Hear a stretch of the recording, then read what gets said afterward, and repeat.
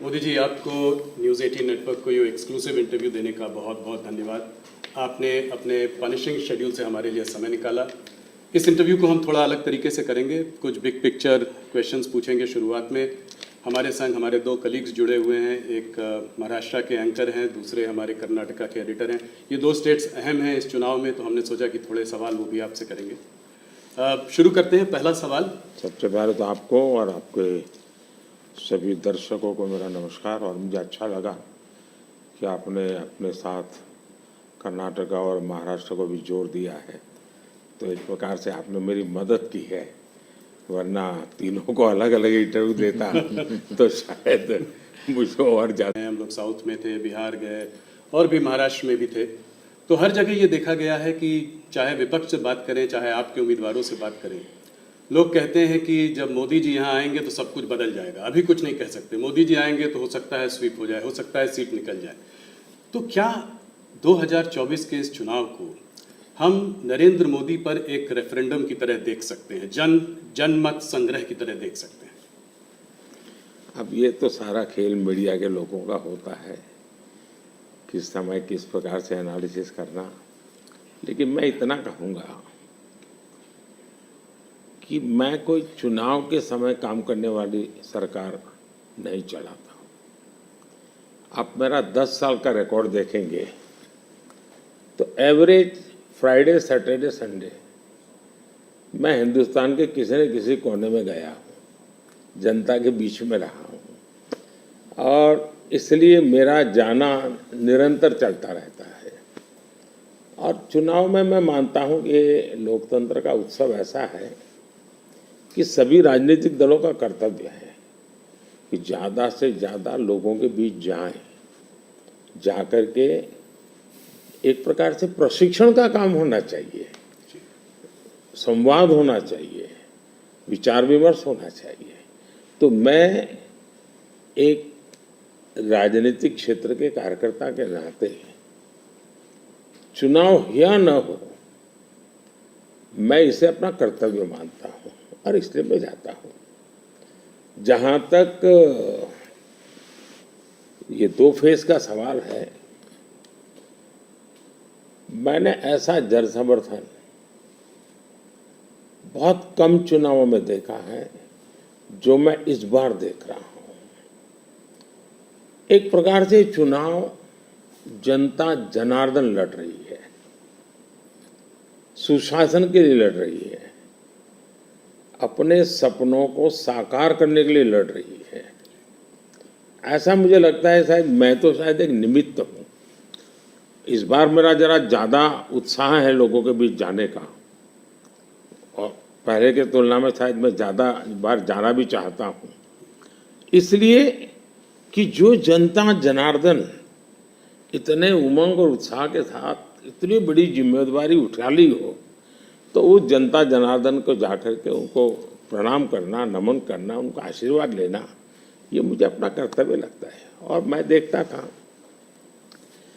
जो first round हुआ, तो मैंने किसी दोस्तों को कहा था कि पहले राउंड में ये हमारे खिलाफ जो लोग मोर्चा लगा करके बैठने की कोशिश कर रहे हैं, पहले राउंड में वो पस्त हो गए जी।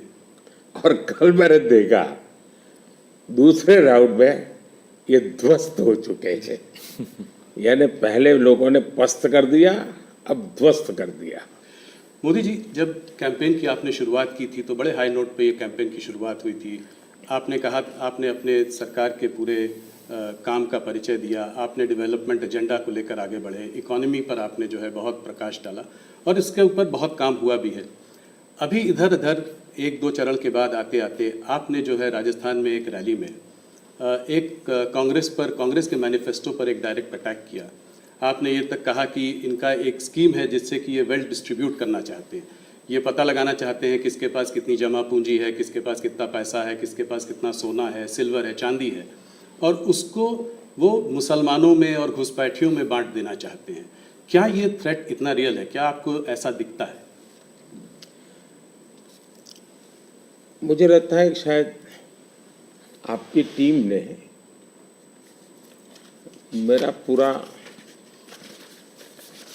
कैंपेन को ट्रैक नहीं किया है,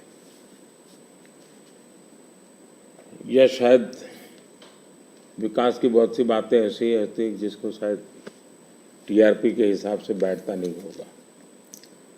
लेकिन आपने देखा होगा कि मेरा पूरा इलेक्शन कैंपेन दो चीजों पर केंद्रित है। एक, हमने समाज कल्याण को लिए, लोक कल्याण के लिए क्या काम किए, और सबसे बड़ा फर्क है और सरकारों में ये सरकार में, वो ये है कि लास्ट माइल डिलीवरी ये हमारी विशेषता है। नीतियां तो कोई सरकारें बनाती है, कोई सरकार बुरा करने के लिए तो आती नहीं है, अच्छा करना चाहती है। लेकिन कुछ लोगों को अच्छा करना आता है, कुछ लोग अच्छा होने का इंतजार करते हैं। मैं ऐसा हूं कि मेहनत करके जो अच्छा हो करूं, मेरा हमेशा ऐसा रहा है। अब देखिए, मैं चुनाव में लगातार बोल रहा हूं कि हमने गरीबों के लिए 4 करोड़ घर बनाए। मैं इतना लोगों को कहता हूं कि आप इस चुनाव प्रचार में जाएं तो मेरी मदद करें कि जिसके घर बनाना भी छूट गया हो, हर गांव में एक तो निकलेंगे, उनकी सूची में भेजो, ताकि जैसे ही मेरा तीसरा टर्म शुरू होगा मैं इस काम को आगे बढ़ाना चाहता हूँ। 3 करोड़ घर और मैं बनाना चाहता हूँ। अब आयुष्मान भारत योजना दुनिया की सबसे बड़ी health insurance and health assurance की स्कीम है ये। 55 करोड़ लोगों को इलाज का भरोसा कि भाई अब आपको मोदी है, मोदी की सरकार है, 5 लाख रुपए तक का खर्च होगा, संभाल लेंगे। इस बार हमने मैनिफेस्टो में कहा है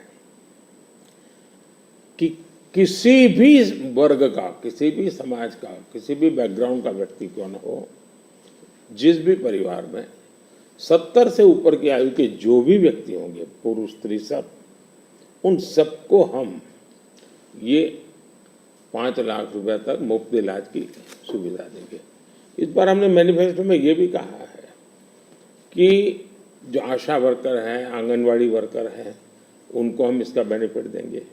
ट्रांसजेंडर जितने भी हैं, किसी भी आयु के क्यों न हो, हम उनको ये बेनिफिट देंगे। तो ये बात हम लोगों को बताते हैं। अब आप देखिए जी, हमारे देश में बैंकों का राष्ट्रीयकरण हुआ, ये जो मिलकर जब्त करने के खेल चल रहे हैं ना, पहले कर चुके हैं जी। सारी बैंकें प्राइवेट थी, लूट लिया रातों रात, गरीबों के नाम पे लूटा गया। लेकिन हमारे देश की बैंकें खस्ता हाल हो गई। आधे से अधिक आबादी ऐसी थी कि गरीबों के नाम बैंक तो लिया, लेकिन बैंक खाता नहीं खुला। ये मोदी ने आकर के 52 करोड़ बैंक के खाते खोले, और उसका सबसे बड़ा मैंने फायदा उठाया। खाते खोल करके आंकड़ा नहीं किया मैंने, जनधन, आधार और मोबाइल, इस ट्रिनिटी को लेकर के direct benefit transfer 36 lakh crore रुपए, आंकड़ा बहुत बड़ा होता है जी। 36 लाख करोड़ रुपए डायरेक्ट बेनिफिट ट्रांसफर लोगों के खाते में गए। अगर मैंने बैंक खाते न खोले होते तो इनका बड़ा फाइनेंशियल इंक्लूजन इस दुनिया में, पूरी दुनिया में एक साल में जितने अकाउंट खुलते होंगे ना, उससे ज्यादा काम हमारे देश में हुआ है।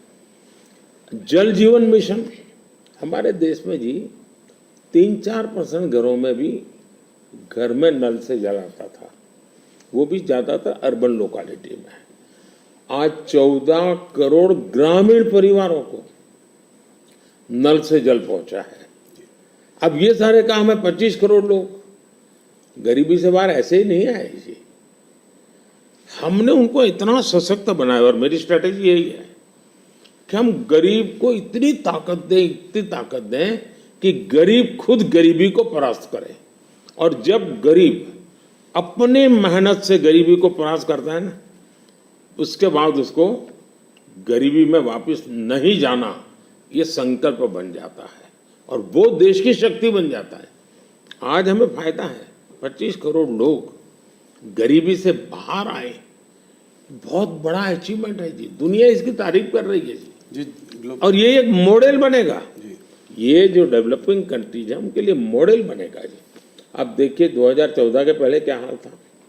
2014 के पहले आपके सारे मीडिया वाले निकाल दीजिए, फ्रेजाइल फाइव यही हेडलाइन होता था। जी आज जी हम वाइब्रेंट इकोनॉमी बन गए। आईएमएफ ने दुनिया के 150 देशों का समूह, जिसमें चाइना भी है, हिंदुस्तान भी है, जिसको हम कहें कि एक डेवलपिंग कंट्रीज है या जो इमर्जिंग इकोनॉमी वाले देश हैं, ऐसा का एक समूह का उनको क्लासिफाई करके उन्होंने उसका एनालिसिस किया। बड़ा इंटरेस्टिंग है, यानी एक प्रकार से ये इंडिया का पीयर ग्रुप हम कह सकते हैं। अब देखिए क्या एनालिसिस है। 1998 इंडिया पर कैपिटा जीडीपी इस पीयर ग्रुप से 30% के आसपास थी, यानी पूरा ये 150 देशों का देश है। उस समय अटल जी की सरकार थी, 98 में अटल जी की सरकार है। 98 से 2004 अटल जी के अपने कार्यकाल में ये 30% को 35% ले गए। अच्छा प्रोग्रेस हुआ, लेकिन दुर्भाग्य देखिए जी 2004 में ये सब खिचड़ी कंपनी आ गई और ये खिचड़ी कंपनी ने अटल जी की मेहनत जो थी उस पर पानी फेर दिया। 35% को 30 पर ले आ गए वो लोग। यानी इन सारी कंट्रीज ने भारत से ज्यादा अच्छा परफॉर्म किया और हमने बुरा किया। यूपीए की सरकार में भारत डेवलपिंग वर्ल्ड की अपेक्षा और गरीब हो गया। हमसे गरीब थे वो भी हमसे आगे निकल गए। लेकिन 2014 में हमारे सरकार बनने के बाद 2019 तक में आपको खुशी होगी, हम 30 पर से 37 पे पहुंचा दिया और 24 तक मैं जब पहुंचा हूं ये मामला 42% पहुंच गया है। यानी 30 छोड़ा था, हम 42 ले और ये हाईएस्ट है जी। यानी हमारी इनकम दुनिया के और देशों की अपेक्षा बहुत तेजी से बढ़ी है। अगर आप 10 साल के कालखंड में इन्फ्लेशन को भी ले, जो महंगाई की इतनी चर्चा करते हैं ना, तो ये 10 साल सबसे कम इन्फ्लेशन वाला कालखंड रहा है। ये मैं इतना सारा जो कहता हूं और हकीकत के आधार पर कहता हूं, कठोर परिश्रम करने के बाद अचीव किया है जी। पूरी सरकार को मोबिलाइज किया है और लक्ष्य को पार करने के लिए जी जान से जुड़ गए हैं। उसके बावजूद भी मोदी क्या कहता है? मोदी तो कहता है भाई ये तो ट्रेलर है, मुझे तो और आगे जाना है और नई नई आकांक्षा है और मैं बहुत तेजी से बढ़ना चाहता हूँ देश को लेकर के। और कांग्रेस का जहाँ तक मैनिफेस्टो है, कोई मुझे बताए क्या चुनाव के अंदर पॉलिटिकल पार्टियों के मैनिफेस्टो ये कोई शोपीस के लिए होते हैं क्या? सचमुच में तो मीडिया का काम है कि हर एक पॉलिटिकल पार्टी के मैनिफेस्टो की बारीकी से जांच पड़ताल करे। मैं इंतजार कर रहा था कि मीडिया करे। पहले दिन मैंने एक कमेंट तो कर दिया था जी। मैं कोई आज कर नहीं रहा जी। कि भाई मुझे मैनिफेस्टो देख करके लगता है कि इस पर पूरी तरह मुस्लिम लीग की छाप है। तो मुझे लगा कि मीडिया चौंक जाएगा, जो एनालिसिस करने वाले चौंक जाएंगे, लेकिन पता नहीं अब उनकी व्यस्तता कुछ और है। मैनिफेस्टो में उनकी तरफ से जो परोसा गया उतना ही गुड़ी उछालते रहे। फिर मुझे लगता भी ये तो इकोसिस्टम का बड़ा मिली बगैर लगता है। अब मुझे सच्चाई लेकर जाना पड़ेगा।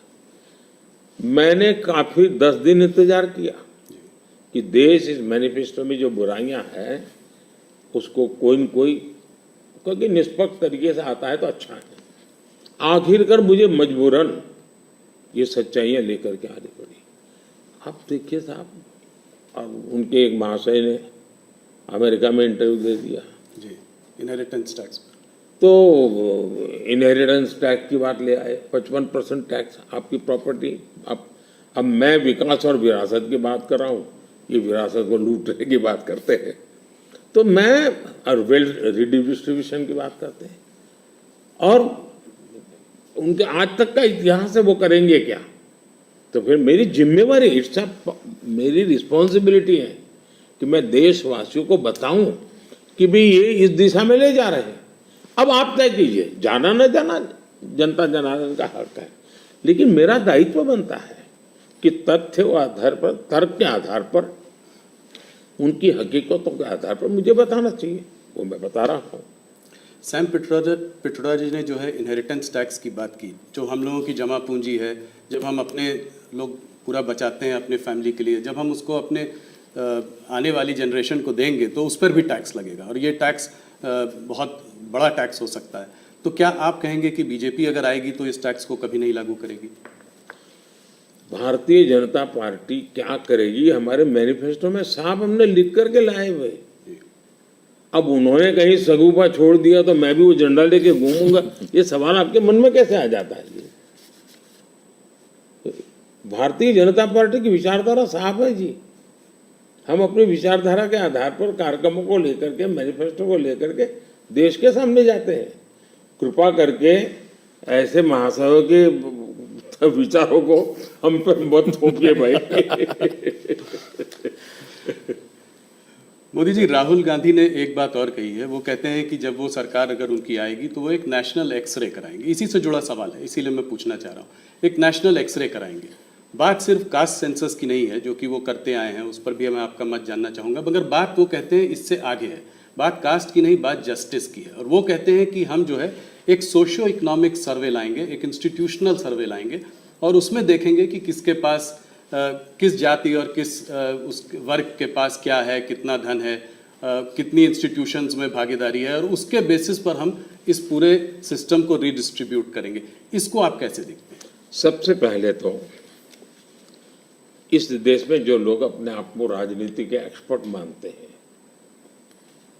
जो लोग देश के उतार चढ़ाव को बड़ी बारीकी से अध्ययन करते हैं, सबसे पहले उनका दायित्व है कि वो ऐसे लोगों को पूछे कि जिस परिस्थितियों का वर्णन आप कर रहे हो, अगर ये सही है तो 50, 60, 65 साल तो आपने राज किया भाई। ये मुसीबत के जो जन्मदाता आप हो, और आपने अब तक की बर्बादी लाई क्यों? पहले उनका जवाब मांगो भाई, नंबर 1। नंबर 2, एक्सरे का मतलब क्या है जी? मतलब हर परिवार में जाना, घर घर छापा मारना, अगर किसी अनाज के डिब्बे में किसी महिला ने अपने गहने छपा के रखे हैं, उसको भी एक्सरे किया जाएगा, उनके गहने ले लिए जाएंगे, जमीनों का हिसाब किताब किया जाएगा, और फिर उसको रिडिस्ट्रीब्यूट करेंगे। ये दुनिया में एक माओवादी विचार ने सब किया हुआ है, दुनिया बर्बाद हो चुकी है। ये पूरी तरह अर्बन नक्सल उस सोच का सीधा सीधा प्रकटीकरण है, और इसलिए मैनिफेस्टो आने के 10 दिन तक बाद भी ये जो जमात आए दिन लिखापट्टी करती है ना, वो चुप रही, उनके प्रोटेक्शन में चुप रही है। तब मिलके मेरी जिम्मेवारी बन जाती है कि देश को जगाना कि भाई देखिए आपको लूटने की ये तरकीब हो रही है। और दूसरा पार्ट है, डॉक्टर मनमोहन सिंह जी वगैरह, उन्होंने हर बार कहा है कि भाई जो भी संपत्ति होगी इस पर पहला अधिकार किसका होगा। तो हिसाब किताब बहुत साफ है, वो क्या करना चाहते हैं।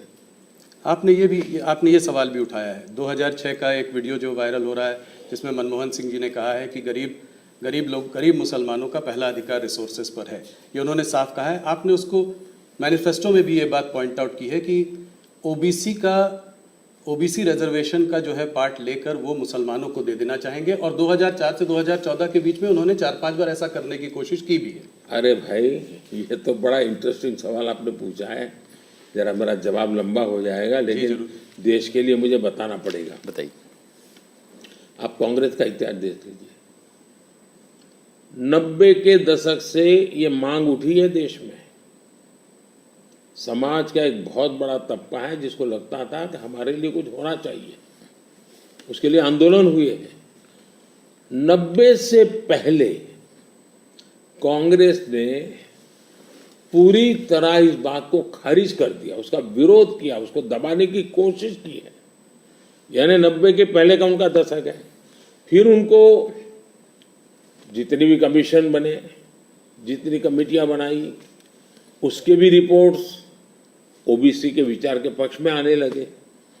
अब उनके सिफारिशों को भी वो नकारते रहे, रिजेक्ट करते रहे, दबाते रहे। 90 के दशक में उनको लगा कि भी अब इसको जरा उनकी वोट बैंक की राजनीति के अनुसार उसको टर्न दिया जाए। उन्होंने पहला पाप किया क्या, 90s के दशक में कर्नाटका में उन्होंने धर्म के आधार पर, आपको याद होगा, कर्नाटका में उन्होंने धर्म के आधार पर मुसलमानों को ओबीसी घोषित कर दिया। यानी देश के ओबीसी को नकारना, उस विचार को दबाना, उस विचार को रिजेक्ट करना, लेकिन राजनीति खातर मुसलमानों को ओबीसी घोषित कर देना। केंद्र से कांग्रेस गई, 2004 तक ये प्लान ठप रहा, उनका इरादा पक्का नहीं हुआ। 2004 में वो फिर आए, तो आते ही आंध्र में मुस्लिम को ओबीसी कोटा ये देना तय कर लिया। मामला कोर्ट में जाके उलझ गया। अब ओबीसी के 27% जो आरक्षण में मिला हुआ है, भारत के संसद ने दिया है, संविधान के मूलभूत भावना के प्रकाश में दिया है।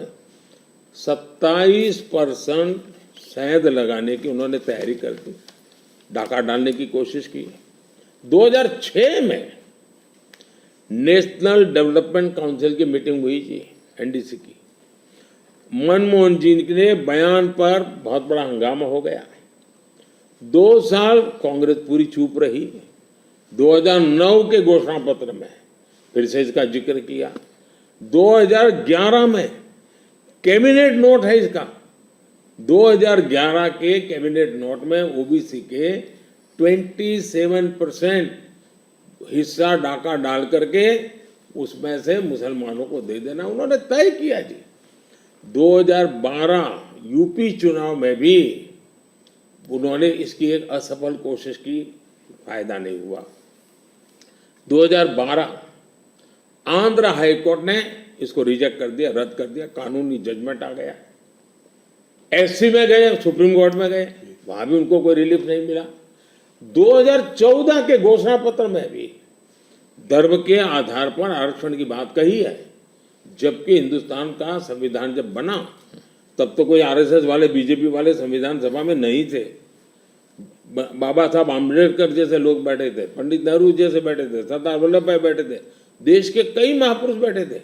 उन सब ने लंबे चिंतन के बाद तय किया था कि भारत जैसे देश में धर्म के आधार पर आरक्षण नहीं दिया जा सकता। 2024 के चुनाव में आप देख रहे हैं उनका मैनिफेस्टो, और मैंने कहा इस पर पूरी तरह मुस्लिम लीग की छाप है, यानी मुस्लिम लीगी नीतियां उन्होंने अपना शुरू किया। अब ये जो उन्होंने स्थितियां बनाई हैं, मुझे बताइए कि देश के लोगों को ये जिस प्रकार से संविधान की धज्जियां उड़ा रहे हैं, जिस प्रकार से लोग बाबा साहब आम्बेडकर को अपमानित करते हैं,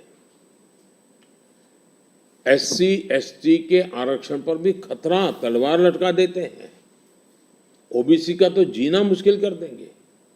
क्या मुझे देश की जनता को प्रशिक्षित करना चाहिए कि नहीं करना चाहिए?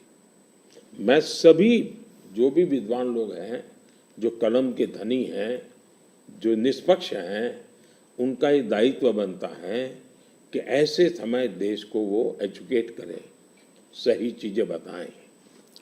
कांग्रेस का कहना है कि उन्होंने ऐसा स्पेसिफिकली नहीं बोला है, जो कि उन्होंने मैनिफेस्टो में बोला है, उसमें लिखा है कि इनकरेज और असिस्ट करेंगे स्टूडेंट्स को बिलोंगिंग टू द माइनॉरिटीज़। उन्होंने ये कहा है कि will ensure minorities receive there fair share of opportunities, ये बोला है। तो इसको आप कैसे पढ़ते हैं, मतलब इनके मैनिफेस्टो को? मुझे पकड़ने की जरूरत नहीं, मैंने 1990 से आपको हिसाब दिया है भाई। जी 1990 का हिसाब देखोगे, उसके बाद आप क्या कहोगे मुझे? अब मुझे उसमें एनालिसिस करने की जरूरत ही नहीं पड़ती। जी आपको 1990 से लेकर के डॉक्टर मनमोहन सिंह जी के 2009 के बयान तक और सारी चीजों को एक टेबल पर लेकर के देखोगे तो आप बिल्कुल इसमें से क्या निकालोगे भाई? मैं नहीं निकाल रहा हूं, जी हर एक को यही निकालना पड़ेगा भाई। हाँ, मतलब कि एक करके यहाँ जाएंगे वो। और ये जो भागीदारी की बात करते हैं इंस्टीट्यूशंस में कि जजेस ओबीसी नहीं है, मीडिया में ओबीसी का रिप्रेजेंटेशन कम है, इसको आप कैसे देखते हैं? अब मुझे बताइए, जो 2014 में हम आए, हमने ऐसी कोई नीति बनाई है क्या जो जिसके कारण किसी को रुकावट हो जाए? तो ये उनके पाप है, उनके पापों को देश भुगत रहा है। अगर उन्होंने सच्चे अर्थ में सेकुलरिज्म किया होता, सच्चे अर्थ में सामाजिक न्याय किया होता, वोट बैंक की राजनीति न की होती, तो ये उनको आज इस प्रकार से झूठे कागजों को लेकर के घूमना नहीं पड़ता। जी मुझे विश्वास है कि 10 साल से मैं जो कर रहा हूं, स्थिति ऐसी आएगी कि जितनी बातें हैं उनका जवाब हम ही देंगे, कर करके देंगे, हर एक को योग्य न्याय देंगे। आज हमारे पहले देश के राष्ट्रपति आदिवासी कैसे बनी हुई? हमारी सोच के कारण बनी। हमें 3 बार राष्ट्रपति बनाने का मौका आया, एक बार अटल जी के समय, 2 बार मेरे समय। पहली बार हमने किसको बनाया? माइनॉरिटी को बनाया, जी बिल्कुल। अब्दुल कलाम जी को बनाया। मुझे मौका मिला पहला तो किसको बनाया? दलित को बनाया। दूसरा मौका मिला तो किसको बनाया? आदिवासी महिला को बनाया। तो ये हमारे आचरण से पता चलता है कि हमारी सोच क्या है। मोदी जी, आपने एक बात और कही है और इसको मैं एक लंबे सवाल से भी जोड़ना चाहता हूँ। आपने कहा है कि अगर इनका गठबंधन जो है सरकार बनाएगा तो ये पीएम बाय रोटेशन होगा। ये डिसाइड नहीं कर पा रहे हैं कि किसको पीएम बनाएंगे, तो एक साल के लिए सब लोग पीएम बनेंगे। सवाल मेरा थोड़ा बड़ा है। सवाल ये है कि क्या आपको लगता है कि जिस स्टेज में इंडिया का जो डेवलपमेंट स्टेज है उसमें कोएलिशन गवर्नमेंट काम करेगी या एक स्टेबल गवर्नमेंट ज़्यादा इफेक्टिव होगी? 2 अलग अलग सवाल है जी। देखिए, आप कांग्रेस का कैरेक्टर देखिए। उनके यहाँ राजस्थान में पार्टी के अंदर आंतरिक संघर्ष था, तो उन्होंने फॉर्मूला बनाई 2.5 साल मुख्यमंत्री की। 2.5 साल एक मुख्यमंत्री रहेंगे, 2.5 साल दूसरे ये राजस्थान में फॉर्मूला बनाई थी, नॉन फॉर्मूला है। छत्तीसगढ़ में ऐसा उनकी पार्टी के भीतर झगड़ा हुआ तो वहाँ भी उन्होंने फॉर्मूला बनाई कि 2.5 साल एक, 2.5 साल दूसरा, और उन्होंने मामला संभाल करके गाड़ी चलाई। और ये भी सच्चाई है कि 2.5 साल के बाद वो मुकर गए। जी। यानी खुद की पार्टी के साथ धोखा किया, खुद की पार्टी के अंदर उन्हें धोखा करने की उनकी प्रवृत्ति, वो तो एक। इसका मतलब ऐसी फॉर्मूला कांग्रेस के दिमाग में होना ये प्रूवन है उसमें। और मैंने अभी कहीं मीडिया में पढ़ा कि उनकी कोई छोटी सी मीटिंग हुई थी, मीडिया में पढ़ा मैंने, और उसमें ये कहा कि भाई अब आज के स्थिति जब मोदी बार बार पूछ रहा है भाई इतना बड़ा देश किसको सुपुर्द करे, आपका नाम तो होना चाहिए ना, इतना बड़ा आप किसी का भी नाम दीजिए जी। कोई तो नाम देना पड़ेगा ना। अरे क्रिकेट की टीम होती है वो भी कैप्टन बताती है, कबड्डी की टीम होती है वो भी कैप्टन बताती है। भाई आप बता नहीं रहे हो कि इतना बड़ा देश दे किसको। और तब जाकर फिर उन्होंने कोई ऐसे फॉर्मूला बनाई है कि भाई 1 ईयर 1 पीएम फॉर्मूला। अब एक पीएम 1 साल रहेगा तो आएगा, पूरी नई सरकार बनाएगा, कैबिनेट बनाएगा, तो फिर शपथ समारोह चलते रहेंगे 5 साल, और क्या होगा जी। और देश संकट समारोह में उलझता रहेगा, वो शपथ समारोह में उलझते रहेंगे। अब कोई देश ऐसे चल सकता है? इतना बड़ा देश जी। देश ने 30 साल तक अस्थिरता देखी है, मिलीजुली सरकारों का दौर देखा है। आज दुनिया में भारत के प्रति विश्वास बढ़ा है। उसका कारण भारत के 140 करोड़ लोगों ने एक स्थिर, मजबूत, स्पष्ट बहुमत वाली सरकार बनाई। तो कोई भी भरोसा करेगा भाई हाँ जी जी। इस सरकार के पास मैंडेट है। मिली-जुली सरकार पर कोई भरोसा ही नहीं करता है। और इतना बड़ा देश ऐसे थोड़ा चल सकता है।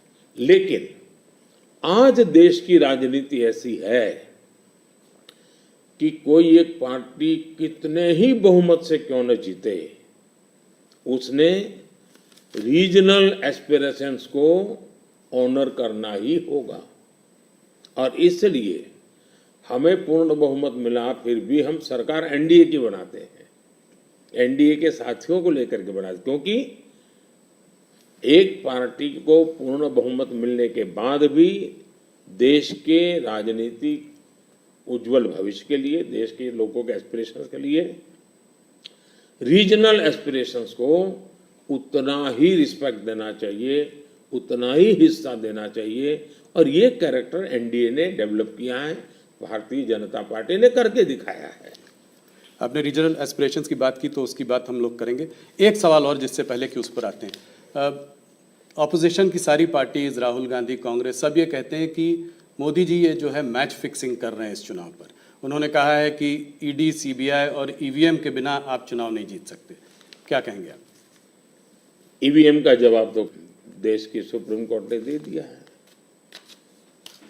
और 2014 में इनके पास ईडी थी, इनके पास सीबीआई थी, तो हार क्यों गए भाई? मेरे होम मिनिस्टर तक को जेल में डाल दिया था, तो हार क्यों गए वो? अगर ईडी सीबीआई से चुनाव जीते जाते तो ईडी सीबीआई का काम तो इतने सालों तक कांग्रेस ने किया है, वो जीत जाते हैं जी। और इतना बड़ा देश एक म्युनिसिपैलिटी का चुनाव फिक्स नहीं कर सकते हो भाई, जरा करके देखो। ये संभव होता है क्या फिक्सिंग? क्या क्या दुनिया को मूर्ख बना। लेकिन दुख इस बात का है कि ऐसी बातें करने वालों को आप मीडिया के लोग उनको पूछने के बजाय हमको पूछते हो। मोदी जी थोड़ा सा लेकिन इसमें एक बात चौकस है जी, मैं मानता हूं पिछले कई दिनों से इंडिया अलायंस के लोग इतने निराश हो चुके हैं कि अभी उनको बहाने ढूंढना बहुत जरूरी बन गया है। क्योंकि पराजय के बाद भी लोगों के सामने जाने के लिए उनको इसलिए मैं समझता हूं शायद वो अभी से ये सारे तर्क ढूंढ रहे हैं कि पराजय के तर्क क्या होंगे। शायद उसी की उनकी इंटरनल एक्सरसाइज है ये। मोदी जी दो स्टेट्स अहम हैं इस चुनाव में, एक है कर्नाटका और एक है महाराष्ट्र। कर्नाटका जहां पे अभी आपकी हार हुई थी विधानसभा के चुनाव में, और महाराष्ट्र इसलिए क्योंकि वहां पर एक अजीब सी खिचड़ी बनी हुई है, दो पार्टियां टूटी हैं।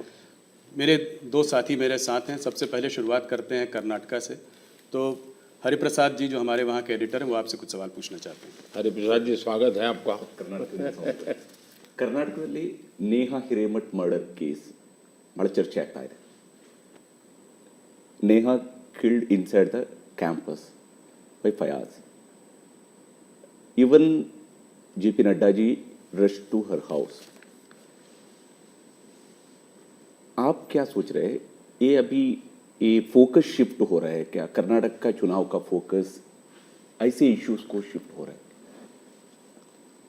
देखिए, नड्डा जी का कार्यक्रम वहाँ चल रहा था और इतनी बड़ी घटना घटी थी। और ऐसी चीज़ों में हमें वो किस दल के थे, वो कांग्रेस के थे, उसकी बेटी की हत्या हो गई तो हमारा क्या, ये हमारे संस्कार नहीं है, न ही हमारी सोच है। और एक मानवीय संवेदना का विषय है। और मैं मानता हूँ कि अच्छा हुआ अध्यक्ष जी ने इतनी चुनाव की आपाधापी में भी उनके सांत्वना देने का प्रयास किया है। ये पूरी तरह मानवीय व्यवहार है। मैं भी अब मैं बताता हूँ कि शायद कौन सा चुनाव है मुझे याद नहीं है, लेकिन राहुल जी का कहीं पर हवाई जहाज में कुछ गड़बड़ हुआ तो मुझे पता चला, तो मैंने तुरंत उनको फ़ोन किया। मैंने कहा भाई आपको कुछ दिक्कत हुई है, क्या हुआ है? ये हमारा कर्तव्य बनता है। मैं गुजरात का मुख्यमंत्री था और दमन में मैडम सोनिया जी, फिर हमारे अहमद पटेल साहब, वो सारे लोग, उनका हेलीकॉप्टर एकदम से क्रैश कर गया। मुझे पता चला, मैंने तुरंत फ़ोन किया। मैंने कहा मैं यहाँ से आपको एयर एम्बुलेंस भेजता हूँ। तो अहमद भाई ने मुझे कहा नहीं, अभी बिल्कुल हम लोग सलामत है, ये बात ठीक है, हेलीकॉप्टर को नुकसान हुआ है लेकिन हमें कुछ तकलीफ नहीं हुई है। एक बार सोनिया जी काशी गई थी इलेक्शन कैंपेन में और वहाँ उनको तबीयत एकदम ख़राब हो गई, तो मैंने तुरंत यहाँ से सबको भेजा। मैंने कहा भाई देखो क्या मामला है, या तो हवाई जहाज दो उनको। तो ये एक तो मेरे संस्कार भी हैं और मैं मानता हूँ कि ये राजनीति से परे होते हैं चीज़ें।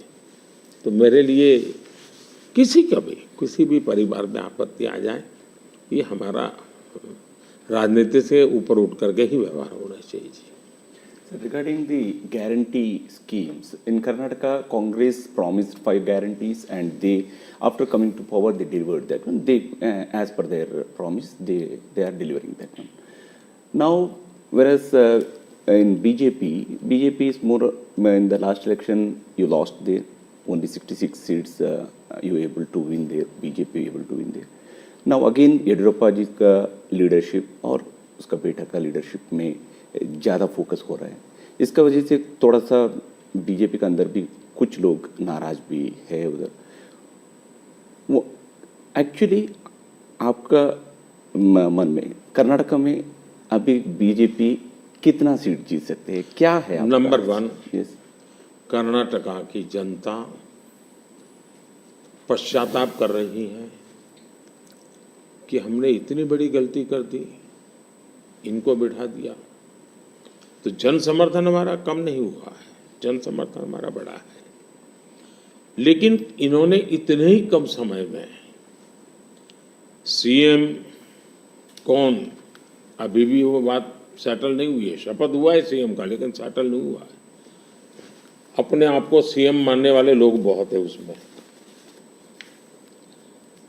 आप कानून व्यवस्था देखिए, चरमरा गई है, बम ब्लास्ट हो रहे हैं, हत्याएं हो रही हैं, आर्थिक स्थिति पूरी तरह कंगालियत की स्थिति में है।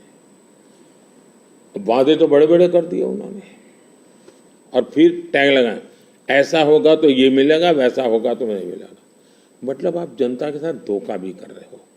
जब हमने कहा कि भाई हम इन लोगों को आयुष्मान कार्ड देंगे, मतलब देंगे, फिर इफ्स एंड बट लगा करके उसमें बेईमानी नहीं करनी चाहिए।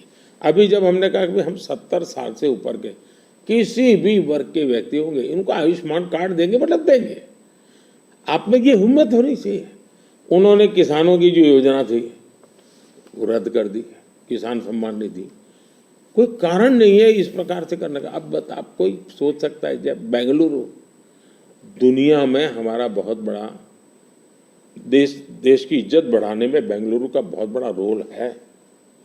दुनिया में जब जाते हैं ना तो बेंगलुरु कहते ही ऐसा लगता है वो जैसा परिचित है। टैंक हब के रूप में जाना जाता था, आपने देखते ही देखते उसको टैंकर हब बना दिया और टैंकर में भी माफिया सही चल रही है। पानी के लिए लोग तरस रहे हैं। अगर ये जो हालत उन्होंने कर दी है, अब युवाओं के स्कॉलरशिप आपने संख्या भी कर दी, अमाउंट भी कम कर दी। यानी एक के बाद एक आपने ऐसे नेगेटिव काम किए हैं। जिन मुद्दों को लेकर के वोट मांगा, उन मुद्दों को आप वोट दे नहीं पा रहे हैं। अच्छा, डेप्यूटी सीएम वो अपने भाई के लिए वोट मांग रहे हैं और वो खुद सीएम बन सके इसलिए सब खेल खेल रहे हैं। वो सीएम से हटे इसके लिए भी खेल खेले जा रहे हैं। जहां तक भारतीय जनता पार्टी का सवाल है, हम टीम स्पिरिट से काम करने वाले लोग हैं। भले मेरी टीम ने मोदी को आगे किया, लेकिन मेरी पूरी टीम काम कर रही है जी। उसी प्रकार से येडियुरप्पा जी हमारे वरिष्ठ नेता हैं, लेकिन काम पूरी टीम कर रही है और टीम मेहनत करती है, लोगों को विश्वास भी है और हम आगे बढ़ रहे हैं। The second phase selection of Karnataka, that's in nation it's the third phase, but for us in Karnataka it's the second phase election for 14 seats. There's northern part of Karnataka, majorly drought hit places are there. Now regarding this drought, बारे में already Congress is claiming that we went to Supreme Court. Now central government is forced to give a rightful compensation. What's your opinion? देखिए, on that? सिद्धारा में है कि जब पुरानी सरकार थी और वहाँ ड्राउट था उस समय, मैंने खुद के ने उनकी पूरी टीम को यहाँ बुलाया था। एज ए प्राइम मिनिस्टर मैंने उनकी टर्म में इनको बुलाया था। बैठ करके मैंने कहा भाई पहले हम जल संचय की योजना हमें बनानी चाहिए। अब जहाँ तक स्टेट डिजास्टर रिलीफ फंड का सवाल है, हमारी सरकार ने पहले ही जो केंद्र का हिस्सा होता है वो उनके यहाँ बैंक के खाते में जमा करके दे दिया हुआ है जी। हमारी इंटर मिनिस्ट्रियल टीम उसने भी प्रभावित क्षेत्रों में जो नियम है, पद्धति हो जो हमने नहीं बनाई, कई दशकों से है, उसके अनुसार वो टीम वहाँ गई है, जा करके उसने सर्वे किया है। और हर बार ऐसा होता है, जैसे मेरे यहाँ गुजरात में भूकंप हुआ तो मैंने एक मेमोरेंडम भेजा, भारत सरकार ने एक टीम भेजी, उन्होंने सर्वे किया, उन्होंने हिसाब किताब लगाया। अब ये सारी प्रोसेस चली, आचार संहिता आ गई, तो हमने इलेक्शन कमीशन को कहा कि भाई हमारे सामने ये विषय है, हम इसको जैसा ही आप परमिशन देंगे हम देना चाहते हैं। एनडीआरएफ के तहत अब राशि रिलीज भी कर चुके हैं उस नियम के अंतर्गत। मोदी जी, थोड़ा सा हमारे संग हमारे एंकर जुड़े हुए हैं विलास बड़े, आपसे कुछ महाराष्ट्र के बारे में बातचीत करना चाहते हैं। नमस्कार भैया। मोदी जी, तुम्हाला महाराष्ट्राचा नमस्कार, महाराष्ट्राकडून नमस्कार। महाराष्ट्र में बीजेपी को उन 23 सीटों को बचाना है जो आपने 2019 में जीती थी, लेकिन इस बार महाराष्ट्र में एक पूरी खिचड़ी बनी हुई है। शिवसेना और एनसीपी टूटी है, उनके दो पार्टनर आपके साथ है, जो दो गुट है आपके साथ है। क्या उद्धव ठाकरे जी और शरद पवार जी के साथ या उनके पक्ष में आप कोई एक सिंपैथी की लहर देख रहे? देखिए, पहली बात तो मैं महाराष्ट्र के सभी लोगों को मेरा नमस्कार, और मेरे लिए अच्छी बात है कि मैं अलग से महाराष्ट्र के विषय को लेकर के आपसे बात कर रहा हूँ। अब देखिए, ये बात सही है कि वहाँ लंबे अरसे से मिलीजुली सरकार चलती है। विलासराव देशमुख थे, तब से लेकर के आप देखिए, इवन शरद पवार भी जब मुख्यमंत्री बने थे वो भी पूर्ण बहुमत के साथ अकेले नहीं बन पाए थे। दूसरा, महाराष्ट्र का दुर्भाग्य रहा है कि लंबे अरसे से 5 साल तक कोई एक मुख्यमंत्री रहा नहीं है। एक भी व्यक्ति 5 साल में, देवेंद्र फडणवीस पहले व्यक्ति थे लंबे अरसे के बाद जो एक पूरा कार्यकाल मुख्यमंत्री रहे, और पूरी सरकार बेदाग रही, पूरी सरकार लोगों का भला करने वाली सरकार रही। अब सिंपैथी हमारे साथ होनी चाहिए कि जो लोग हमारे साथ चुनाव लड़े, जो लोगों ने हमारे साथ चुनाव लड़ करके महाराष्ट्र के लोगों से वोट मांगा, लेकिन मुख्यमंत्री बनने के खुद के व्यक्तिगत महत्वाकांक्षा के कारण और उसमें अहंकार भर गया, इसके कारण आपने बाला साहब ठाकरे के जमाने से बनी बनाई इस जोड़ी को धोखा दे दिया, और उसका लोगों को गुस्सा है, बीजेपी के प्रति सिंपत्ति है। दूसरा, शिवसेना के अंदर जो तूफान खड़ा हुआ या एनसीपी के अंदर जो तूफान खड़ा हुआ, वो साफ साफ दिखता है कि जब आप अपने परिवार के लोगों को ही प्राथमिकता देते हैं और बाकियों को नहीं देते हैं, तो कभी न कभी तो कठिनाई पैदा होती है। शरद राव के घर में जो मुसीबत है उनके पारिवारिक झगड़ा है, भतीजा संभाले कि बेटी संभाले। यहाँ भी इनका झगड़ा यही है कि भाई और कोई सक्षम नेता ऊपर आए कि खुद का बेटा भले अभी जैसे यहाँ एक परिवार में कांग्रेस के चल रहा है उस पर, तो वो झगड़ा उनका है जी। और मैं मानता हूँ हमारा देश इस प्रकार के पारिवारिक झगड़ों के प्रति नफरत करता है, सिंपैथी नहीं करता है। तो ये बिल्कुल ही आप सिंपैथी शब्द लेकर के सिंपैथी दिलवाने की अगर कोई कोशिश करता है तो मैं समझता हूँ वो भी फेल जाने वाली है।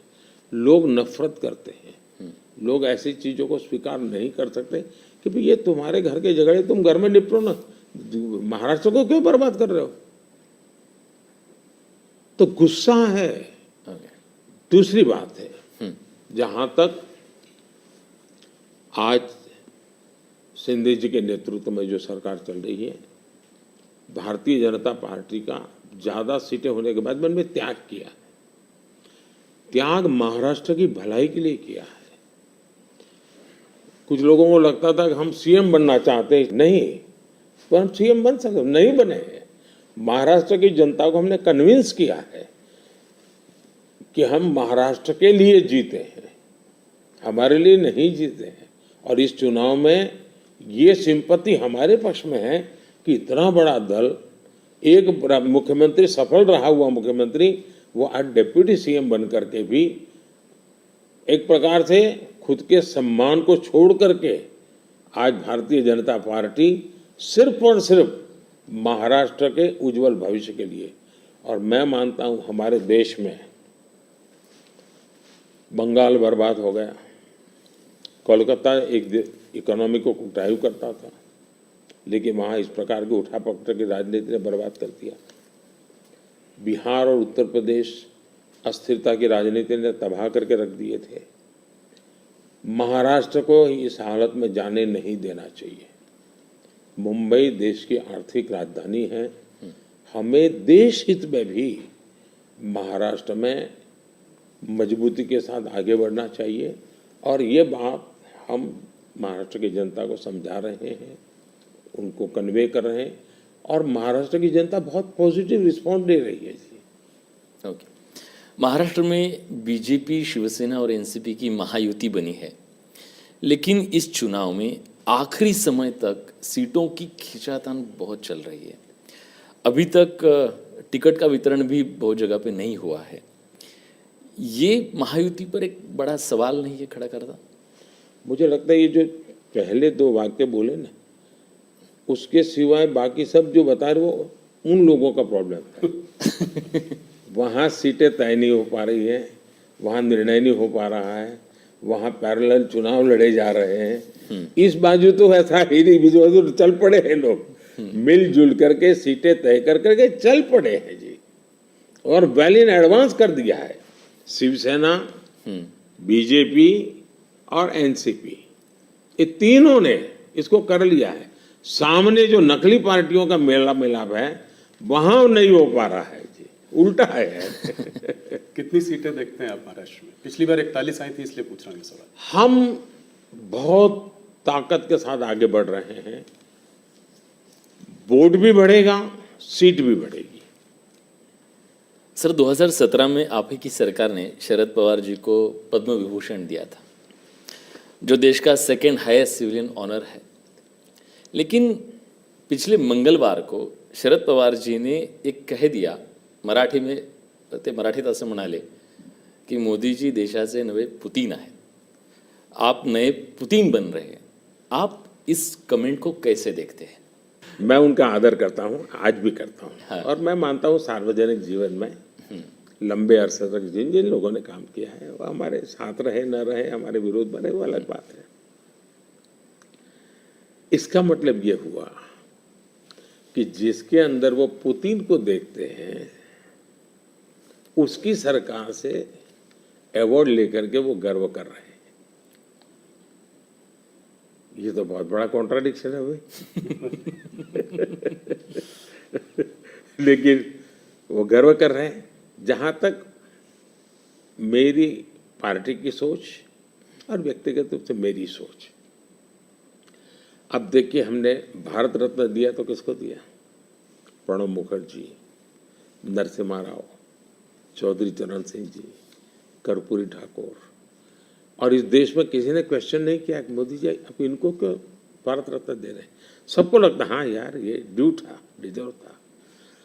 किस दल के थे?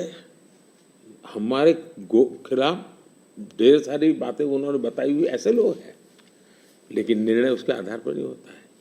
आप पद्म पुरस्कार देखिए, मुलायम सिंह जी, असम के तरुण गोगोई जी, पीए सांगमा जी, जमीर जी, एसएम कृष्णा जी, आप देखिए जी, सारे लोग हैं दूसरी पार्टियों के हैं, हमने उनको पद्म दिया। हम पद्म देते हैं उनको अपने अपने क्षेत्र में जो उनका योगदान है, देश के लिए जो भी उन्होंने किया है, ये देश का दायित्व है। अवार्ड देश का है, दल का नहीं है जी। ये मोदी की पर्सनल प्रॉपर्टी नहीं है, ये भारतीय जनता पार्टी का उस पर कॉपीराइट नहीं है जी। तो मैंने पूरा पद्म पुरस्कार, तो मैं मानता हूँ कभी अगर आप स्टोरी चलाएं, मीडिया के लोग इंटरेस्ट करें, भारत में पद्म पुरस्कार को कैसे परिवर्तित किया गया, कैसे पद्म पुरस्कार एक प्रकार के सच्चे अर्थ में सम्मान बना दिया, इतना बड़ा काम उन्होंने किया है। अगर तारीफ होनी चाहिए तो इस बात की होनी चाहिए कि भाई आप बहुत बड़े सोच वाले लोग हैं कि आप ऐसे ऐसे निर्णय करते हैं। ये क्वेश्चन नहीं होना चाहिए कि आपने उनको क्यों दिया। नहीं, देने के बाद भी उन्होंने ऐसा है स्टेटमेंट, ये शर्ती थोड़ा होता है कि मैं पद्म देता हूँ मेरे लिए चुप रहना। ये कोई एग्रीमेंट थोड़ा होता है, ये गिव एंड टेक फॉर्मूला नहीं है जी। मोदी जी, थोड़ी सी बात उत्तर प्रदेश की करते हैं। सबसे बड़ा प्रदेश है, 80 सीटें वहाँ से आ रही हैं। क्या इस बार आप लोग 2014 का रिकॉर्ड तोड़ पाएंगे? 71 सीट लाए थे बीजेपी, 73 एनडीए। इस बार अगर देखें तो अखिलेश और राहुल साथ में चुनाव लड़ रहे हैं और दमखम के साथ जो है पूरे परिवार को उन्होंने वहाँ से उतारा है। खुद कन्नौज से लड़ रहे हैं अखिलेश जी, डिम्पल मैनपुरी से लड़ रही हैं, फिरोजाबाद, आजमगढ़, तमाम जगह से उनके परिवार के लोग लड़ रहे हैं। हो सकता है कि कहते हैं कि गांधी लोग भी शायद वापस अमेठी और रायबरेली से लड़े। तो इस उसमें आप इस चुनाव को कैसे देखते हैं? राहुल जी, आप जितने गर्व से सब उतरे हैं, सब उतरे से 4 बार बोल रहे हैं। नहीं, गर्व से ये मजबूरी है कि क्या है? परिवार के लोगों को उतारना पड़ रहा है, ये मजबूरी है। ये उनका मूल कैरेक्टर है कि इसके सिवा उनके पास कोई है ही नहीं। फैमिली मेंबर्स के लिए लड़ना, फैमिली मेंबर के लोगों के लड़वाना, यही खेल है। अच्छा, ये पहले इकट्ठे नहीं आए क्या भाई? पहले भी इकट्ठे आ चुके हैं, बार बार इकट्ठे आ चुके हैं।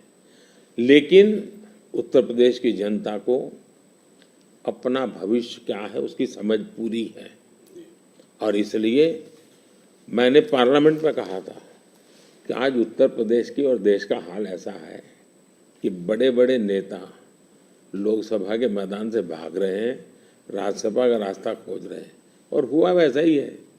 बड़े लोग ने चुनाव लड़ने के लिए तैयार नहीं है जी।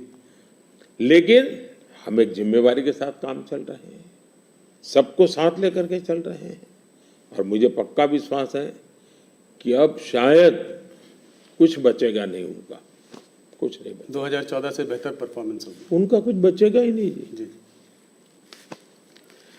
एक सवाल और, आप इसका पार्ट जवाब दे चुके हैं इसलिए मैं उसको संक्षेप में पूछूंगा। ऑपोजिशन कांग्रेस सब आपके पीछे कहता है कि सरकार जो है ईडी, सीबीआई, इंटेलिजेंस एजेंसीज का इस्तेमाल कर रही है।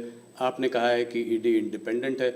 सिर्फ एक सवाल यह है कि ऐसा देखा गया है कि 25 नेता का एक एनालिसिस एक न्यूज़पेपर ने की थी कि 25 नेता जब ऑपोजिशन पार्टी से बीजेपी की तरफ आ गए तो उसमें से 23 लोगों के ऊपर से जो है इस तरह के केसेस को या तो ठंडे बस्ते में डाल दिया गया या ड्रॉप कर दिया गया। इस बारे में पहली बात है, एक भी केस ड्रॉप नहीं किया गया है। जो अदालत कहेगी वही होगा, हम कोई निर्णय नहीं लेंगे, स्वतंत्र है। दूसरी बात है, पॉलिटिकल लीडरशिप के केस कितने हैं भाई? ओनली 3%। 97% अच्छे अच्छे ब्यूरोक्रेट जेल में है। आखिर के इन संस्था का जन्म क्यों हुआ है भाई? अगर इन संस्थाओं का जन्म इसी काम के लिए हो तो काम नहीं करेगी क्या? और अदालत इतनी बड़ी है जी, किसी को जमानत नहीं दे रही है अदालत, तो अदालत देखती होगी ना भाई। और भ्रष्टाचार के मामले में हम कम से कम उसको लाइट न ले जी। सचमुच में देश में चर्चा होनी चाहिए कि पहले एक जमाना ऐसा था आपको आरोप लगता था ना तो भी हल जाते थे। आज गुनाह सिद्ध हो चुका, सजा हो चुकी, फिर भी आप हाथ ऊंचा कर कर करके फोटो निकलवा रहे हो। आप भ्रष्टाचार का महिमा मंडन कर रहे हो। इस देश में ये आलोचना का विषय होना चाहिए। भ्रष्टाचार को न्यू नॉर्मल के रूप में ट्रीट नहीं करना चाहिए, वरना इस देश का बहुत नुकसान होगा जी। ये सवाल बीजेपी और अदर्स का वाला नहीं है, देश के लिए ठीक नहीं है कि आप इसको न्यू नॉर्मल बना दे। और मैं देख रहा हूँ धीरे धीरे धीरे ऐसा वातावरण बनाया जा रहा है, हाँ ठीक है यार वो तो चलता रहता है। यही तो देश, गरीब आदमी मर रहा है जी। हमने कैसे भी करके इससे देश को मुक्त करना चाहिए, रिजॉल्व होना चाहिए कंट्री का, वो नहीं हो रहा है जी। और मैं तो मानता हूँ कि भाई देखिए, मैं जो कोशिश कर रहा हूँ, एक सिस्टम को पॉलिसी ड्रिवन बनाओ, टेक्नोलॉजी को भरपूर लाओ। आज हमने, पहले एक प्रधानमंत्री कहते थे 1 रुपया जाता है 15 पैसे पहुंचता है जी। आज मैं कहता हूँ 1 रुपया जाता है पूरे 100 पैसे पहुंचते हैं, डायरेक्ट बेनिफिट पे ट्रांसफर। क्यों? सिस्टम को सुधारो भाई। हमने जेम पोर्टल बनाया, करप्शन को कम करने की दिशा में हमारा बहुत बड़ा कदम है जी। दूसरा, समाज को भी जगाओ, समाज को भी आदत डालो कि भाई भ्रष्टाचार बुरा है, किसी भी स्तर पर भ्रष्टाचार से मुक्त रहना चाहिए। और देश में वो वातावरण बन रहा है, पॉलिटिकल लोगों को डर नहीं है। और मैं मानता हूं उसमें कुछ मात्रा में ये जो सिर्फ हमारा विरोध है इसलिए उनका समर्थन कर देना, ये शोभा नहीं देता है भाई। आपने पिछले कार्यकाल में काफ़ी बड़े काम किए, आर्टिकल 370 को रद्द किया, सीएए को लेके आए, मगर ऑपोजिशन लीडर्स इस कैंपेन में सब कह रहे हैं कि अगर वो सरकार बनाएंगे तो इन सबको जो है सीएए को रिपील कर देंगे। ममता बनर्जी खास करके कह रही है सीएए को इम्प्लीमेंट नहीं होने देंगी। इसको आप कैसे देखते हैं? पहली बात है कि जिसको भारत का संविधान समझ है, जिसको भारत के फेडरल स्ट्रक्चर का पता है, किसके पास कौन काम है वो सब पता है, वो कभी ऐसी बात बोलेंगे नहीं, क्योंकि ये उनके अधिकार क्षेत्र का विषय ही नहीं है। अगर मोदी भी राज्य का मुख्यमंत्री होता है तो नहीं कर सकता है। जो भारत सरकार के विषय है वो भारत सरकार करेगी, जो राज्य सरकार के विषय होते हैं वो राज्य सरकार करेगी। लेकिन जनता को मूर्ख बनाने की फैशन हो गई है, जनता को अंधेरे में रखने, इसलिए वो कुछ भी बोलते रहते हैं। दूसरी बात है, मैं चैलेंज करता हूँ कांग्रेस पार्टी कल प्रेस कॉन्फ्रेंस करके बता दे कि हम 370 वापस लाएंगे, क्योंकि 370 हटने के बाद ये लोग संविधान की इतनी बड़ी बातें करते हैं ना, बाबा साहब अम्बेडकर के नाम पर, हमको इतनी गालियां देते हैं। हिंदुस्तान में बाबा साहब अम्बेडकर का संविधान पूरे देश में लागू नहीं हुआ था। जम्मू कश्मीर में 70 साल तक भारत का संविधान नहीं लगा है। ये हमने आकर के भारत के संविधान, और वहाँ दलितों को पहली बार आरक्षण मिल रहा है जी। वाल्मीकि समाज वहाँ रहता है, वहाँ पहली बार आरक्षण मिल रहा है। ये सब क्या बातें करते हैं जी।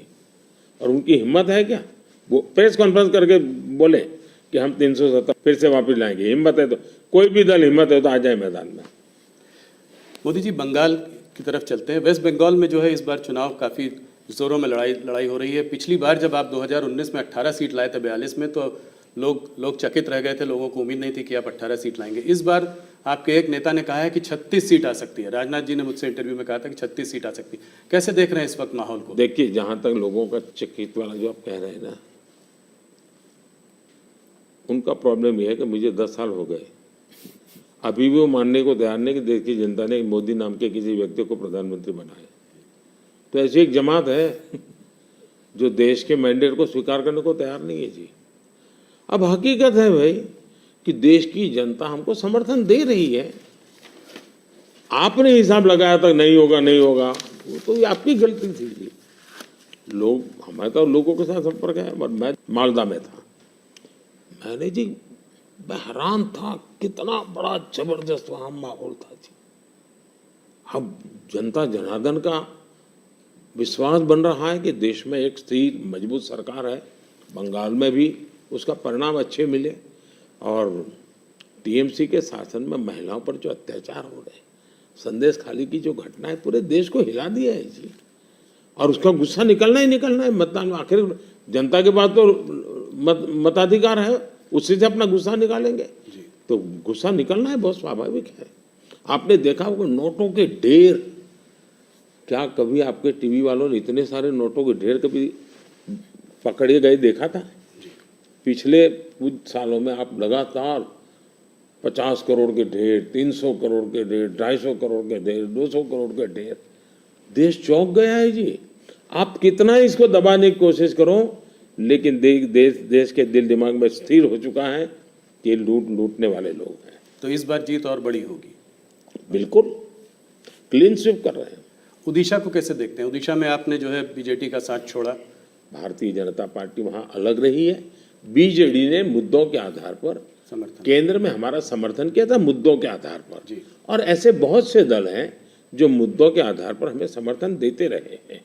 तो बीजेडी का हमारा नाता हो रहा, राज्य के अंदर हम बिल्कुल, उड़ीसा की पूरी अस्मिता खत्म हो रही है भाई। उड़ीसा की अस्मिता संकट में है। उड़िया लैंग्वेज वो खतरे में आ रही है। और मैं नहीं मानता कि उड़िया के लोग अब ये लंबे अरसे तक इसको सहन कर सके। इतने संसाधन है जी। आज उड़ीसा देश का रिचेस्ट स्टेट बन सकता था जी, रिचेस्ट स्टेट, लेकिन क्या हालत बना के रखी है। तो अब उड़ीसा के सामान्य मानवी के अंदर एस्पिरेशन है जी। और मुझे लगता है कि हमें सेवा का मौका मिलना चाहिए। हम उड़ीसा को कहां से कहां पहुंचा कर देंगे। उड़ीसा से बात बिहार की भी करते हैं। बिहार में आपने फिर नीतीश जी के संग वापस जो है आपका गठबंधन उनके साथ है, उस गठबंधन के साथ लड़ रहे हैं। कैसे देखते हैं? पिछली बार 39 सीटें थी आपकी 40 में, क्या इसको रिपीट कर पाएंगे? पहले एक तो हम चुनाव असेंबली का साथ लड़े थे जी, बाद में वो कहीं गए फिर वापस आए। तो हम जो जनता का मैंडेट है उसके अनुसार साथ में है। जी, जहां तक जन समर्थन का सवाल, कल मैं बिहार में ही था, जी, जो जन समर्थन में देख रहा हूँ जी, अनप्रेसिडेंटेड, इतनी गर्मी में कोई पैंडल नहीं, कुछ नहीं, जी, और लाखों लोग जिस प्रकार से इस बात से जुड़े हुए हैं, मैं साफ देख रहा हूँ जी कि बिहार में पहले हम एक आध सीट शायद हार जाते थे, शायद इस बार एक भी नहीं हारेंगे। 40 में 40, एक भी नहीं हारेंगे। बहुत बड़ा बयान है। हाँ। मोदी जी, एक आध पर्सनल सवाल आपसे करना चाहूँगा। आपने बहुत इलेक्शन देखे हैं, आप गुजरात में लंबे समय रहे हैं, ये आपका तीसरा चुनाव है सेंटर में। मैंने देखा है कि समय समय पर चुनाव से आप पर पर्सनल अटैक अक्सर होते जाते हैं।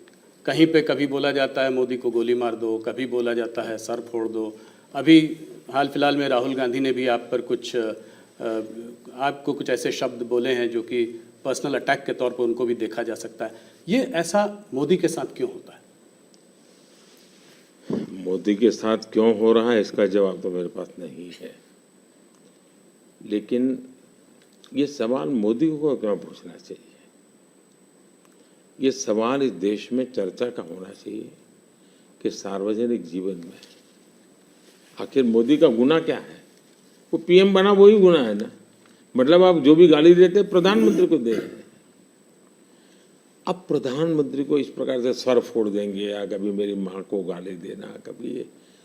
और मैं हैरान हूँ जी, भारत के राष्ट्रपति पर भी किस प्रकार का कटाक्ष किया गया था। शर्म आए इस प्रकार की भाषा का प्रयोग किया था। मैं हमेशा मानता हूँ जी, मतदाता ही मेरा परिवार है, देश ही मेरा परिवार है, और मैं सकारात्मक रूप से जा रहा हूँ।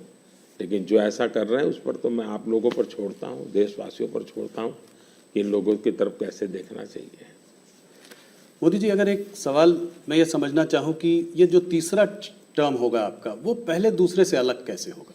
पहला कार्यकाल मेरा कैसा गया, तो मैं सामान्य मानवी की जो जरूरतें थी उनको मैं एड्रेस करना चाहता था। मैंने उस दिशा में काम किया और उस समय देश के अंदर एक निराशा का वातावरण था, सरकार के प्रति नफरत का वातावरण। भाई सरकार यानी निकम्मी, मुझे विश्वास भर रहा था। मैंने उस पर काम किया, मजबूती लाया। जो दूसरा कार्यकाल था वो मैंने कुछ परिणाम दिखाए, लोगों को विश्वास भर दिया कि हम आगे बढ़ सकते हैं। हम दुनिया के अंदर एक कॉन्फिडेंस लेवल आया है देश में, वो कॉन्फिडेंस एक बहुत बड़ी ताकत है। अब आगे जो मेरा कार्यकाल है, मुझे ये जो हताशा में से विश्वास में परिवर्तित हुआ, आकांक्षा में परिवर्तन हुआ, जो एस्पिरेशंस के अंदर परिवर्तित हुआ, अब मुझे देश को तीसरी आर्थिक महाशक्ति बनाना है। लेकिन ये जब मैं 11 से 5 पे लाया, उसी की कंटिन्यूटी है जी। जी ये मैं 5 वर्ष और निकम्मा और 3 वाला अच्छा, ऐसा नहीं हो सकता जी। तो पहले मनमोहन सिंह के समय पर 11 तक थे, हम जोर लगा करके 5 पर ले आए, अब जोर लगा करके 3 पर ले जाएंगे। तो हम हर चीज में कंटिन्यूटी करना चाहते हैं। अब जैसे बिजली, हमने बिजली पहुंचाने का बड़ा अभियान चलाया, बिजली पहुंचा दी। अब मेरा लक्ष्य है पीएम सूर्यघर योजना और 0 बिजली बिल, और मैं हर घर पर सोलार सिस्टम लगे, और मैं सिर्फ बिजली का बिल 0 चाहता हूं, इतना ही, मैं 3 चीजें चाहता हूं। एक, हर परिवार का बिजली का बिल 0 हो। दूसरा, अतिरिक्त बिजली जो हो वो बेचे, कमाई करे। तीसरा, जमाना इलेक्ट्रिक व्हीकल का आएगा। मुझे आत्मनिर्भर होना है एनर्जी के सेक्टर में, और इसलिए मैं चाहूँगा जिसके पास भी स्कूटी हो, मोटर हो, जो भी हो, उसका चार्जिंग अपने घर में ही हो जाए और सोलार से हो जाए। मतलब आज उसका जो ट्रांसपोर्टेशन का महीने का 1000-2000 रुपया खर्चा आता है, वो भी 0 हो जाए। ये त्रिविध बेनिफिट नागरिक को और देश को, पर्यावरण का बेनिफिट, देश को आज पेट्रोलियम इंपोर्ट करने का जो अरबों अरबों डॉलर जा रहे हैं बाहर, वो बंद हो जाएगा। तो मल्टीपल बेनिफिट वाला योजना। अब जैसे स्टार्टअप हब, मैन्युफैक्चरिंग हब बनाना है, मुझे इनोवेशन हब बनाना है, यानी मैं एक बिल्कुल नए एरिया पर देश को ले जाना चाहता हूँ, और बड़े कॉन्फिडेंस का, और विजन मेरा क्लियर है, मुझे कोई दुविधा नहीं। मेरे पास तय है नेक्स्ट 100 डेज में, 4 जून के बाद 100 डेज में मुझे क्या काम करना है, अभी से मेरे पास क्लियर है। 5 साल में क्या करना है, क्लियर है। 2047 में विकसित भारत बने, क्लियर है। इसलिए मैं कहता हूं 24/7 फॉर 2047, ये मेरा मिजाज है। इस पर अलग से एक चर्चा करनी पड़ेगी आपको हमारे ग्रुप के साथ। आज विलास मुझसे सुबह एक सवाल पूछ रहे थे, मैंने कहा आप मोदी जी से खुद ही पूछना डायरेक्ट। आपने आपकी पूरी यात्रा में बहुत सारी कठिनाई का सामना किया है। ऐसी हालत में भी आप टफ डिसीजन लेते हैं, ये कैसा कर पाते हैं? देखिए, मैं टफ डिसीजन वगैरह नहीं लेता हूँ, मैं सही डिसीजन लेता हूँ। कोई टफ डिसीजन होते नहीं, सही होते हैं। किसी को टफ लगे, किसी को ना लगे, ऐसा हो सकता है। लेकिन फिर भी मैं सोचता हूँ कि ये सब कैसे होता है। जैसा अचरज आपको होता है, मुझे भी होता है कि मोदी ये कैसे करता है। फिर मैं सोचता हूँ नहीं, शायद परमात्मा ने ही मुझे इस काम के लिए भेजा हुआ है। मुझसे जो कुछ भी है वो कोई ईश्वरीय शक्ति करवा रही है, और वो ईश्वरीय शक्ति, ईश्वरीय प्रेरणा से मैं करता रहता हूँ। ये कोई परमात्मा की देन है। परमात्मा ने मुझसे कुछ काम लेना तय किया है, किसी पर्पज के लिए परमात्मा ने मुझे भेजा है, और इसलिए मैं ये जो बाकी तूफान चल रहा है उससे बहुत परे रहता हूँ। लेकिन इस तूफान में शांत कैसे रहते हैं? वही, मैं उससे परे रहता हूँ। मुझे शायद परमात्मा ने यही राह दिखाई है कि तुम उन चीज़ों में मत उलझो, तुझे कोई बड़ा काम करना है, तुम अपने काम में लगे रहो। तो परमात्मा का निर्देश है, परमात्मा की इच्छा है, परमात्मा की योजना है, और शायद ये उसी का मैं एक निमित्त हूँ, कुछ नहीं हूँ।